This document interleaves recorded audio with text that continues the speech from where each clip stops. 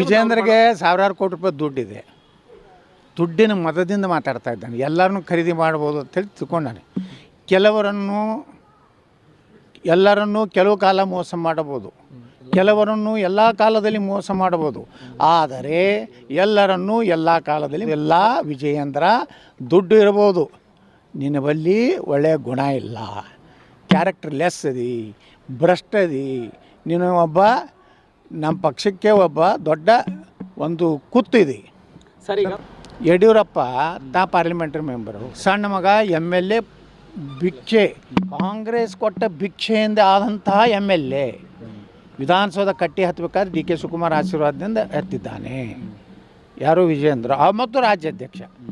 ನಾವು ನೋಡ್ರಿ, ನಮ್ಮದು 3 ಪಾಯಿಂಟ್ ಐತಿ.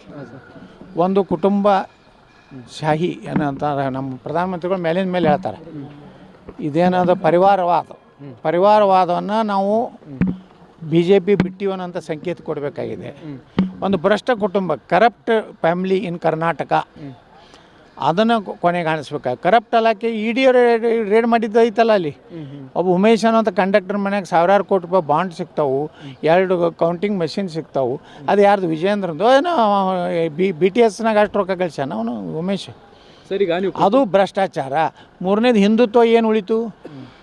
ಏನು ನೀವು ಹಿಂದೂಗಳ ನಿಮ್ಮ ಶಿವಮೊಗ್ಗದಲ್ಲಿ ಔರಂಗಜೇಬನ ಫೋಟೋ ಹಾಕಿದ್ರೆ ಏನು ಮಾಡಿದ್ರಿ? ನೀವೇ ಆಡಳಿತದಲ್ಲಿದ್ದಿರಿ, ನಿಮ್ಮವರೇ ಗೃಹ ಮಂತ್ರಿ ಇದ್ದರು ಶಿವಮೊಗ್ಗ ಜಿಲ್ಲೆಯವರು, ಕಠಿಣ ಕ್ರಮಕ್ಕೆ ಕೊಂಡ್ರಿ. ಹಿಂದೂಗಳ ಕಾರ್ಯಕರ್ತರ ಹತ್ಯೆ ಆಯಿತು. ಏನಾರು BJP ಯಡಿಯೂರಪ್ಪ ಏನಾರು ಅದಕ್ಕೆ ಸಾಂತ್ವನ ಹೇಳಿದ್ರ? ಅದೇ ಜಮೀರ್ ಅಹ್ಮದ್ ಖಾನ್ ಜೊತೆಗೆ ಅಡ್ಜಸ್ಟ್ಮೆಂಟು. ಈ ರೀತಿ ಇವರು ಏನು ಮಾಡ್ಕೊಂಡು ಬಂದಾರೆ. ಇನ್ಮೇಲೆ ಯಡಿಯೂರಪ್ಪ ಕುಟುಂಬದ ಬಗ್ಗೆ ಯಾರದೂ ವಿಶ್ವಾಸ ಇಲ್ಲ ಕರ್ನಾಟಕದಲ್ಲಿ. 1 ಪೋಸ್ಟ್, ಇನ್ನು 1 ಪಾರ್ಟಿ 1 ಪೋಸ್ಟ್ ಅಂತ ಏನು ನಮ್ಮ BJP ಸಿದ್ಧಾಂತ ಐತಿ. ಒಂದು ವ್ಯಕ್ತಿಗೆ ಒಂದೇ ಹುದ್ದೆ. ಇದು ಅಟಲ್ ಬಿಹಾರಿ ವಾಜಪೇಯಿ ಅವರಿಂದ ಹಿಡಿದು ನಮ್ಮಲ್ಲಿ ಸಿದ್ಧಾಂತ ಇದೆ. ನೀವು ಪಾರ್ಲಿಮೆಂಟ್ರಿ ಬೋರ್ಡ್ ಎದಕ್ಕೆ ಬೇಕು ನಿಮ್ಗೆ? ಈಗ ದಿಲ್ಲಿ ಒಳಗೆ ಎಷ್ಟು ಟಿಕೆಟ್ ಕೊಡಿಸಿದ್ರಪ್ಪ? ಯಾರ್ಯಾರು ಕೊಡಿಸಿದ್ರಿ? ಯಡಿಯೂರಪ್ಪನವ್ರೆ ನಿಮ್ಗೆ ಕರೆದ್ರೆ ಬಿಟ್ಟರೆ ಗೊತ್ತಿಲ್ಲ.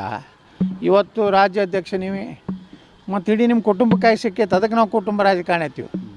ನೀವೆಲ್ಲ ಕೇಳ್ತೀವಿ ರಮೇಶ್ ಜಾರಕಿಹೊಳಿ ಬಾಲ್ತ ಅವರು ಈ ಪಕ್ಷವನ್ನು ಗಟ್ಟಿ ಮಾಡಲಿಕ್ಕೆ ಬಂದವರು. ಹೊರಗಿನಿಂದ 17 ಮಂದಿ ತೊಗೊಂಡು ಬರಲಿಕ್ಕೆ ರಮೇಶ್ ಜಾರಕಿಹೊಳಿ ಕಾಂಟ್ರಿಬ್ಯೂಷನ್ ಇದೆ.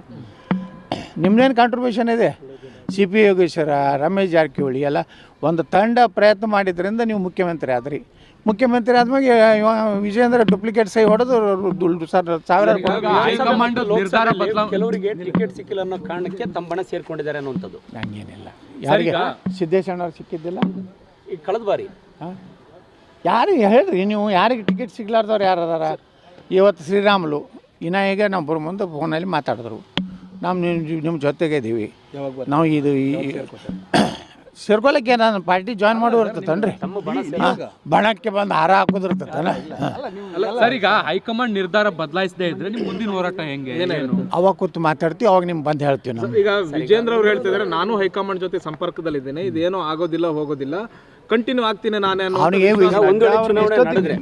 ತಮ್ಮ ಕಡೆಯಿಂದ ಯಾರು ಕ್ಯಾಂಡಿಡೇಟ್ ಇರ್ತಾರೆ ಅಂತ ನೋಡ್ರಿ, ನಮ್ಮದು ಜಾತಿ ಸಮೀಕರಣ ಆಗಿದೆ.